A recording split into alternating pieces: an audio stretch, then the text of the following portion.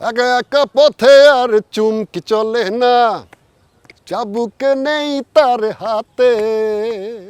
গানের সাথে সখ্যতা 3.5 দশকের। ঝুলিতে আছে বেশ কটি জনপ্রিয় গান, যে গানে প্রজন্ম ভাসে সুরে। চুমকি তোর চুম্বুকেরই এমন অ্যাট্রাকশন, আমার দিলের তারে বারে বারে হয় ভাইব্রেশন। সুরের এই যাত্রায় কখনো কখনো ক্যামেরার সামনেও দাঁড়িয়েছেন শিল্পী পান্থ কানাই। আসছে ঈদে মুক্তি পাবে তার নতুন ছবি রকস্টার। সদ্যই সিনেমাটিতে চুক্তিবদ্ধ হয়েছেন তিনি। আজমান আমাকে ফোন দিল যে ভাইয়া আপনার জন্য একটা ক্যারেক্টার আছে, আপনাকে আমার প্রয়োজন, আপনাকে লাগবে।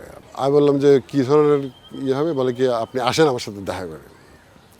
তো আমি তার নিকেতনের অফিসে গেলাম, যাওয়ার পর আমাকে বসায় বললো যে ভাইয়া জিনিসটা হচ্ছে এই ফিল্মে থাকবে আমাদের সাকিব খান।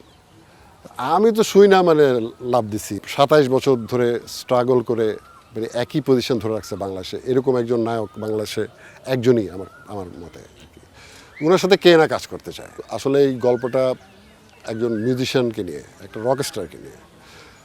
তো আমারও জীবনের সাথে অনেক কিছুই গল্পের সাথে মিলে গেল। সানবিট সব দিবে সামাল। সানবিট ম্যাজিক প্রেস ডিশওয়াশিং এর মাথা ঘোরানো সলিউশন। তো আমিও আর কি রাজি হয়ে গেলাম।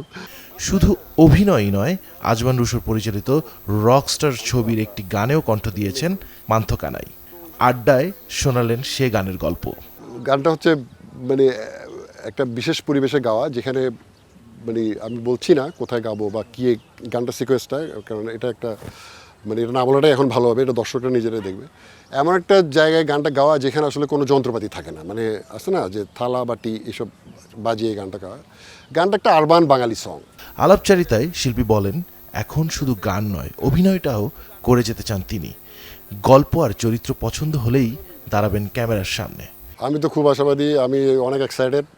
আমি কারণ স্বাভাবিক সাকিব খানের মতো একজন মেগাস্টারের সাথে আমি অভিনয় করতে যাচ্ছি, এটা আমার জীবনের একটা বড় আর কি অ্যাচিভমেন্ট। তো আমি সবার প্রতি অনুরোধ থাকবে, আমার নিমন্ত্রণ থাকবে, সবাই যেন সিনেমাটা হলে এসে দেখেন। আপনাদের ভালোবাসার উপর ভর করেই আমরা থাকি।